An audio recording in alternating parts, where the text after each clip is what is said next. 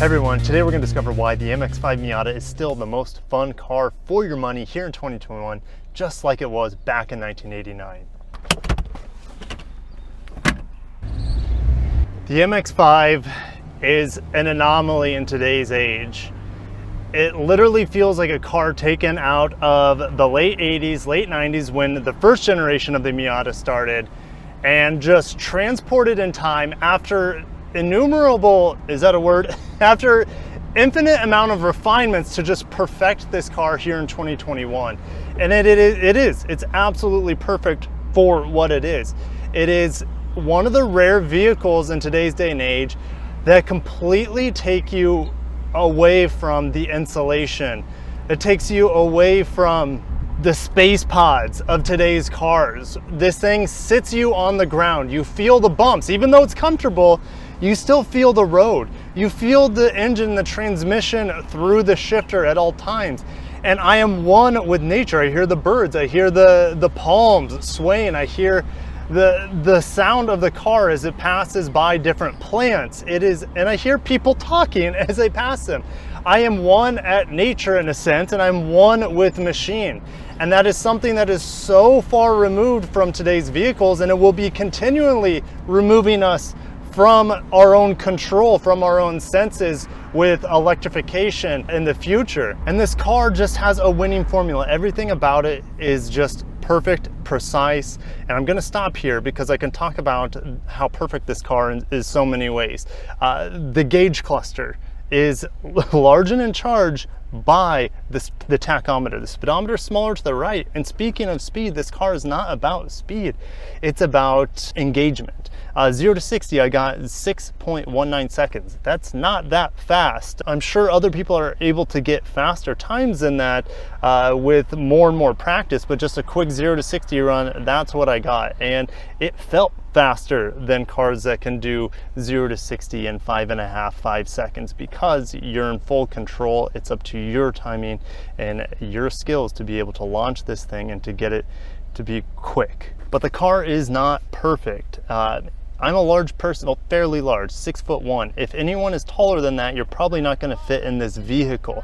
The rear view mirror is really big. It's so big that when you look behind you, you see both of the seats. It doesn't need to be as big as it is, and the windscreen is already small, so you have this large rear view mirror that's taking up some of your vision.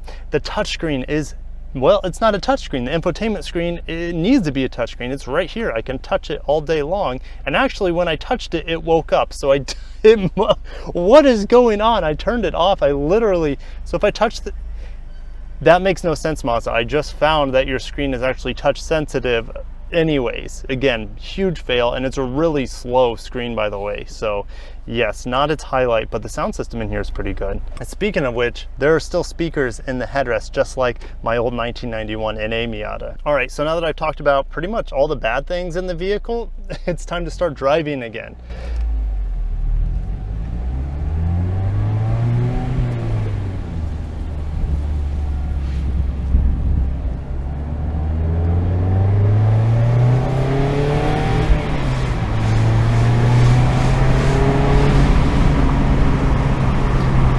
And it's also such a strange thing is that you get full engagement in the car without doing anything terribly stupid.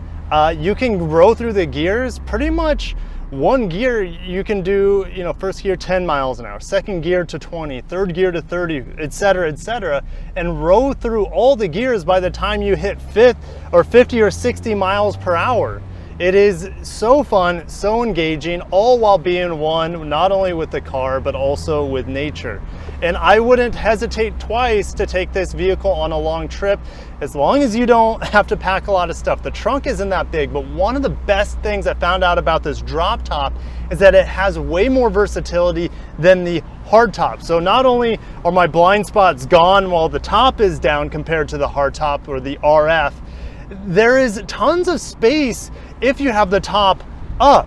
So you can take this little wind diffuser, I don't know what, the little windscreen back there behind the seats, you can take that out, and while the top's up, you have an additional shelf to store things. And not only that, you can move the passenger in the front seat forward, and then there's additional hidden cubbies behind the seats. That blew my mind. And then this little car, even though I feel like I've driven these so much, I still find new things about it, more things that make it even more special. Now, if you're trying to convince your significant other that you need an MX-5, you can do it by easily claiming this as a fuel efficient commuter car. I'm getting 36, 37 miles per gallon, and I definitely haven't been very kind to the fuel economy on this car. At 60 miles per hour in 6th gear, you're probably getting over 40, close to 50 miles per gallon on flat roads on sea level. So, and I could just talk days and days and days about the MX-5 and how it is pretty much a perfect car. Now, if you don't know how to drive a manual transmission, this car is one of the easiest manuals to drive. You could probably pick it up and learn within an hour. I'm not kidding, it's that easy. I haven't killed it once in my time with it and over this past week. And even if let's say you have a lot of city traffic, you could even still go for the automatic transmission just for simple stop and go traffic. You don't have to wear out your left leg or your patience trying to get through traffic.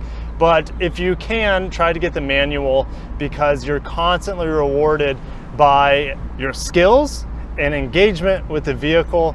And guys, I feel like I'm gonna end it there. This hasn't been the most in-depth review, and I'm not gonna take it out on the highway because that's kind of boring. I'm just doing what a lot of people who buy this car do in this vehicle, and that's just to enjoy life, to enjoy the environment, to enjoy interaction with the car on a level we don't see anymore. I'm sure there's a bunch of things I missed. I probably didn't talk about the engine that much, but that's perfectly fine. It's a gem, 181 horsepower, but this car is not about horsepower. It's about fun, and you have more than enough power in this vehicle for fun. Guys, I probably have gone on too long. Thank you so much for watching. I cannot wait to test drive the next iteration of the Miata, which Mazda is probably coming up on in the next 2 years. We'll have another generation of the MX-5, and I don't want them to change it really at all. I'd just be happy with a few minor updates, a touchscreen, and I'd just call it a day, Mazda. Guys, take care. Thank you so much for watching. Have a wonderful day. Hopefully you're able to enjoy it as much as I am in this MX-5, and peace out.